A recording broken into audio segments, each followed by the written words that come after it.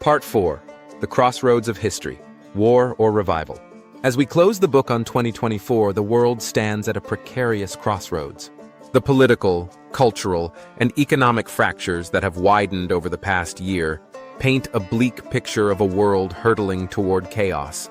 However, chaos isn't always the prelude to collapse. It can also be the precursor to revival. The question now is whether the West will muster the resolve to correct its course, or whether we're witnessing the slow, deliberate unraveling of a world order. If 2024 was the start of a new war, it's not one waged solely with bombs and bullets, at least not yet. It's a war of ideology, power, and survival, fought in the political chambers of Washington and Brussels, the streets of Berlin and Paris, and the boardrooms of Beijing and Moscow. And the outcome will define the 21st century. The fraying fabric of the West, the cracks in Western democracies, long dismissed as manageable, have become impossible to ignore. The political dysfunction, cultural division, and economic mismanagement that characterized 2024 were not isolated phenomena. They were symptoms of deeper rot. In the United States, the Biden administration's failure to project strength has not only emboldened adversaries, but alienated its own citizens. The chaotic withdrawal from Afghanistan, the sluggish response to the Ukraine war, and the administration's absence in addressing domestic crises have eroded trust in American leadership.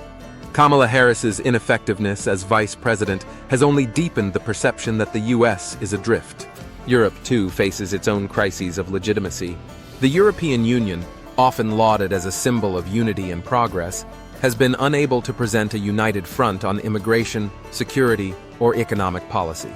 The terrorist attack in Germany and the Southport riots in the UK have highlighted the consequences of unchecked immigration and ineffective governance.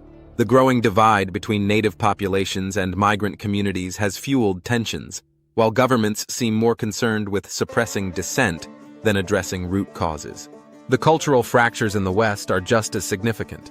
The ideological polarization seen in the U.S. has spread to Europe, Canada, and Australia, creating societies that are increasingly divided along lines of identity and values.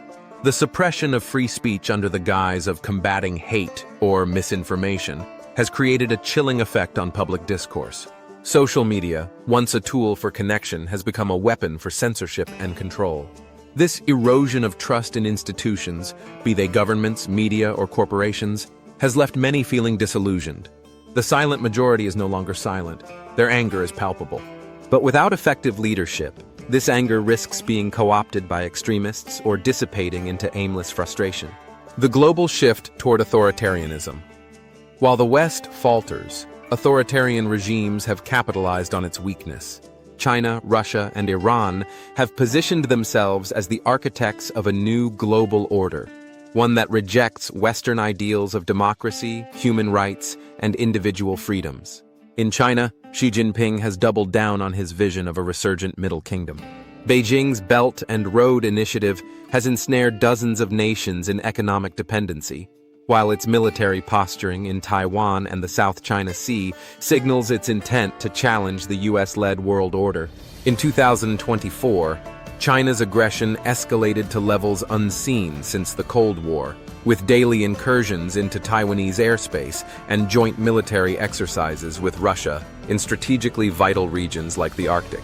Russia, meanwhile, has continued its brutal campaign in Ukraine, undeterred by Western sanctions or military aid to Kyiv. The Kremlin's strategy is clear: to grind down Ukraine and force the West to accept a new status quo. Putin's alliances with China, Iran, and other authoritarian states have created a bloc that seeks to undermine Western influence at every turn. Iran, emboldened by weak Western leadership, has expanded its proxy wars across the Middle East. Its support for Hamas and Hezbollah has turned the Israel-Gaza conflict into a regional conflagration, while its nuclear ambitions edge closer to fruition. Tehran's role in fomenting instability isn't limited to the Middle East.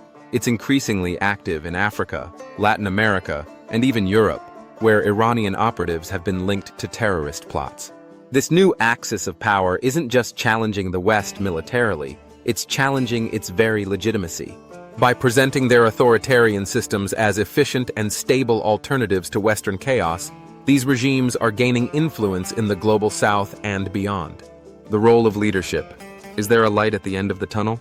The West's ability to confront these challenges hinges on leadership, real leadership. In 2024, that kind of leadership was sorely lacking. The Biden administration's failures have created a vacuum that adversaries have exploited, and the European Union's inability to act decisively has only compounded the problem.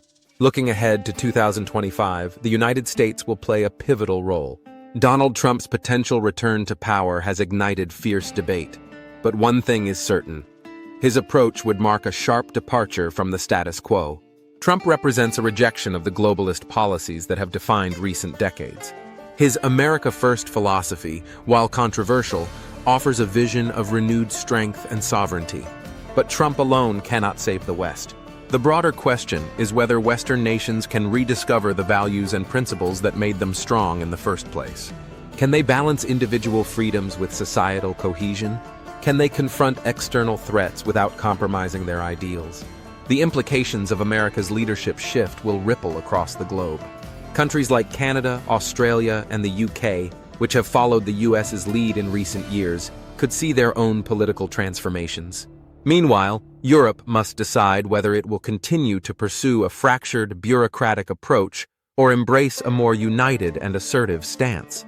War or revival? The choice ahead. Was 2024 the start of a new war? In many ways, it already is. The battles being fought now, in Ukraine, Taiwan, Gaza, and beyond, may seem disconnected, but they are all part of a larger struggle. This is a war for influence, for power, and for the future of the global order. But the war isn't inevitable. The West still has time to turn the tide. The silent majority, the anger at failed leadership, and the yearning for stability are all signs that change is possible.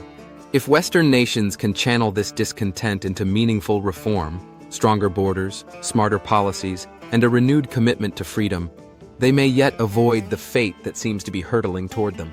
The alternative is grim. A fractured West, consumed by internal strife and external threats, will not survive another decade in its current state. The authoritarian regimes of China, Russia, and Iran will fill the void, imposing their vision of the world on a generation that has forgotten what true freedom looks like. The decisions made in the coming months will define the next century. Will we see a revival of Western strength and values? Or will 2024 be remembered as the year the world slid irrevocably toward conflict? The choice is ours, but the time to act is running out.